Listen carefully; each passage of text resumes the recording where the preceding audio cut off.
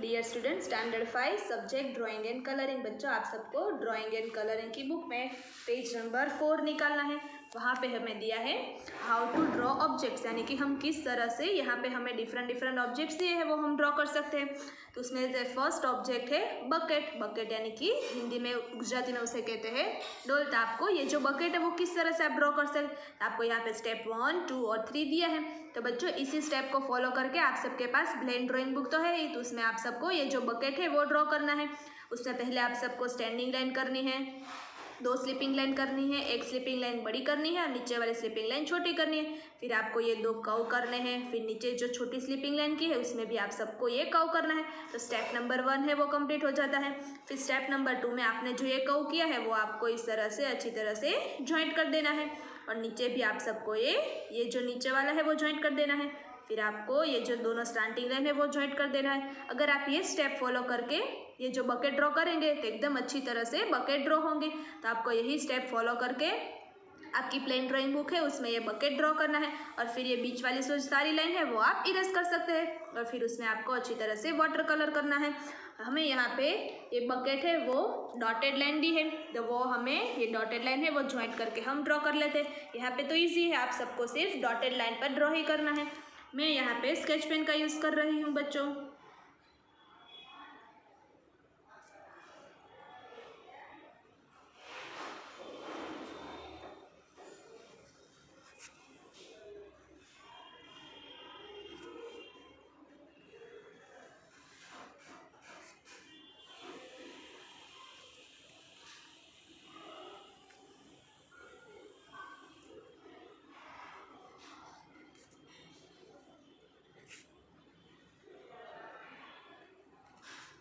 अब हम ये जो लाइन है वो बच्चों स्केल की हेल्प से करेंगे। आप सबको ये जो स्केल है वो रख के ये दोनों स्लैंटिंग लाइन भी ड्रॉ कर देनी है। अब हम ये नीचे वाला जो कर्व है वो ड्रॉ करते हैं।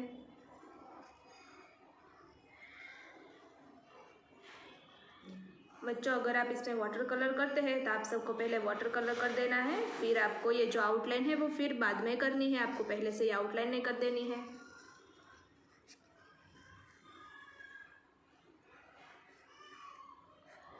तो बच्चे, ये बकेट ड्रॉ हो गई है। अब आपको इसमें कलर है वो होमवर्क में है, आपको होमवर्क में ये कलर कंप्लीट करना है। अब हम नेक्स्ट पेज देखते हैं। नेक्स्ट पेज में हमें कौन सा ऑब्जेक्ट दिया है, कप एंड सोसर। सोसर यानी कि उसे रका भी कहते हैं और ये है कप। तो कप आप किस तरह से ड्रॉ कर सकते हैं, देखो स्टेप नंबर 1 है, आपको पहले स्टैंडिंग लाइन जो फर्स्ट वाली स्लिपिंग लाइन है वो थोड़ी छोटी करनी है और उसके बाद थोड़ी बड़ी स्लिपिंग लाइन करनी है। बच्चों, आपको बीच में जो सेंटर है वहाँ से माप साइज लेके करना है कि आपको 2 सेंटीमीटर की इस साइड आप स्लिपिंग लाइन करते हो, तो आप सबको इस साइड भी 2 सेंटीमीटर की स्लिपिंग लाइन करनी है। तो ये आपको मेजरमेंट है वो फॉलो करना है बच्चों। अब स्टेप 2 देखते हैं। स्टेप 2 में आपको फिर से ये जो ऊपर वाला कर्व है वो ड्रॉ करना है। फिर यहाँ से ये जो कप का जो शेप होता है वो ड्रॉ करना है और नीचे जो ये बड़ी सी सॉसर का शेप है वो भी आपको ड्रॉ कर देना है। स्टेप नंबर 3 में भी आपको इस तरह से बताया और फिर स्टेप 4 आएगा तो आपका जो कप और सॉसर है वो रेडी हो जाएगा। फिर आप बीच की ये जो लाइन आपने ड्रॉ की है वो आप सबको इरेज कर देनी है। तो बच्चों, ये जो कप और सॉसर है वो भी आप सबको आपकी जो प्लेन ड्राइंग बुक है उसमें ड्रॉ करके कंप्लीट करना है। अब हम यहाँ पे ये जो ड्रॉ है वो ड्रॉ कर लेते हैं। पहले हम कप ड्रॉ कर लेते हैं बच्चों।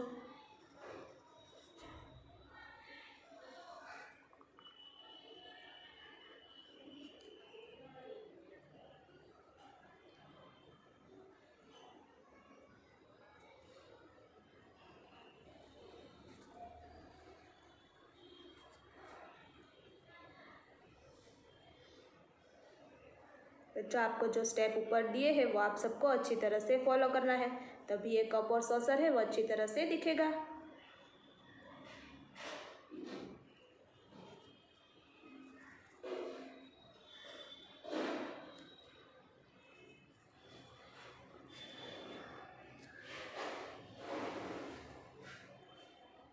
देखो ये कप ड्रॉ हो गया। अब हम नीचे की सॉसर ड्रॉ कर देते हैं।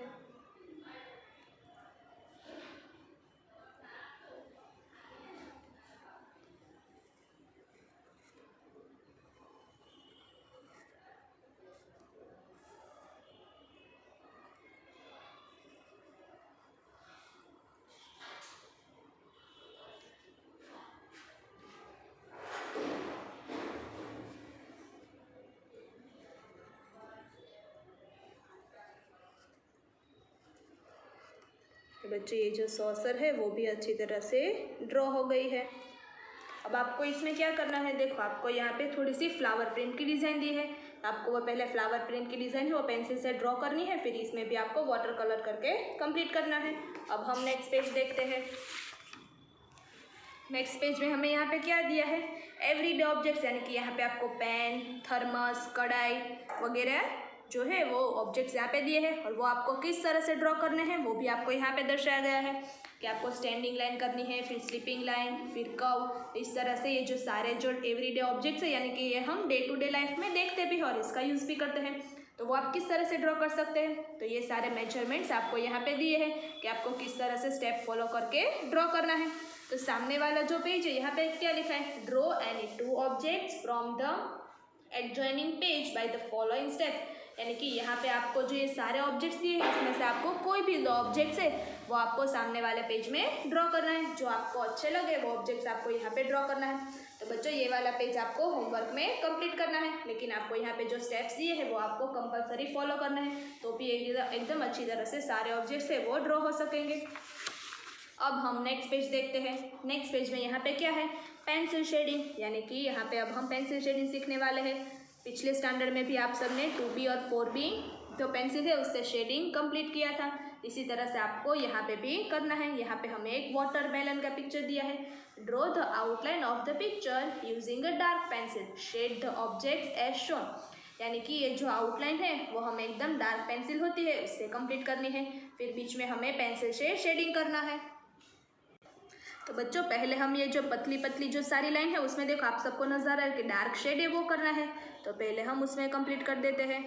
आपने लास्ट स्टैंडर्ड में शेडिंग के डिफरेंट टाइप सीखे थे कि आपको डार्क शेड करना हो तो आपको किस तरह की पेंसिल यूज़ करनी है। अब शेडिंग हो जाए उसके बाद आउटलाइन भी कर सकते हो। इस तरह से आप भी ये पूरी जो बीच में ये जो छोटे छोटे है उसमें आप शेडिंग करके कंप्लीट कर दीजिए। उसमें आपको डार्क शेड करना है तो आपको डार्क पेंसिल यानी कि 4B पेंसिल का यूज़ करना होगा।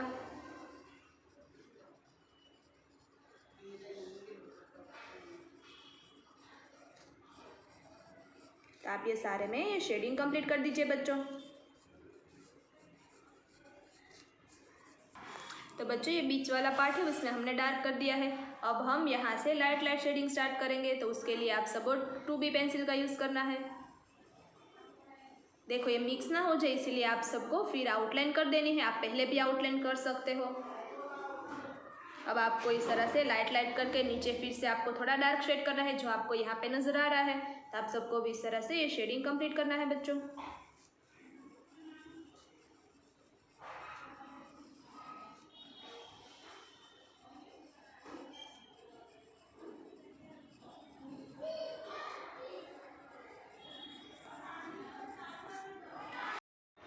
तो बच्चों ये पूरा वाटरमेलन का पिक्चर है वो शेडिंग होके कंप्लीट कर दिया है और मैंने ये डार्क आउटलाइन भी कर दी है। अब हम नेक्स्ट पिक्चर देखते हैं। नेक्स्ट पेज पे यहाँ पे हमें दिया है रोस्टर। तो यहाँ पे आपको जो रोस्टर का पिक्चर दिया है बच्चों उसमें आपको शेडिंग करके कंप्लीट करना है। नीचे में जो नोट दी है उसमें क्या लिखाना है, draw the pencil stroke along the curve of body, observe the texture of feather, यानी कि यहाँ पे जो फेदर है उसका टेक्सचर आपको ऑब्जर्व करना है। देखो आपको यहाँ पे जो स्लांटिंग लाइन है वो दोनों देख, एक स्लांटिंग लाइन इस तरह करते हैं तो दूसरी स्लांटिंग लाइन आपको उस तरह करनी है। इस तरह से आपको ये स्ट्रोक में ये जो रूस्टर का जो फेदर है वो कंप्लीट करना है, जो आपको यहाँ पे अच्छी तरह से देखते जाना है। फिर जो रूस्टर की पूरी बॉडी है उसमें आपको स्टैंडिंग लाइन में ही ये शेडिंग करते जाना है। आप सबको भी 2B और 4B पेंसिल का यूज़ करना है और फिर ये शेडिंग है वो कंप्लीट करना है। तो बच्चों ये रूस्टर का पिक्चर आपको होमवर्क में मिला है। अब नेक्स्ट पेज देखते हैं। नेक्स्ट पेज में हमें यहाँ पे एक रोज़ का पिक्चर दिया है बच्चों। तो रोज़ के पिक्चर में हमें डार्क आउटलाइन भी करनी है और यहाँ पे जिस तरह से शेड दिया है वो शेड भी हमें कंप्लीट करना है। तो पहले हम शेडिंग है वो कंप्लीट कर लेते हैं, बाद में हम आउटलाइन करेंगे। तो यहाँ पे आपको इस तरह से स्लैंटिंग लाइन है वो बनाती जानी है, एकदम लाइट बनानी है बच्चों। उसके लिए आप 2B पेंसिल यूज़ कर सकते हैं। यहाँ पे भी आपको इस तरह से लाइट ही करना है।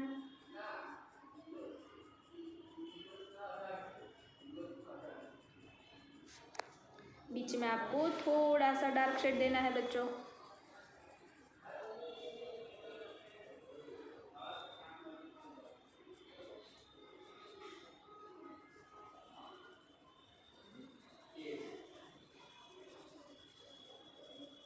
बच्चे इस तरह से आपको पूरा जो रोज़ का पिक्चर है, यहाँ पे आपको बाजू में जो पिक्चर दिया है उसमें देखते जाना है और फिर ये शेडिंग है वो कंप्लीट करते जाना है बच्चों। आप सब लोग पूरे रोज़ में कंप्लीट कर दीजिए।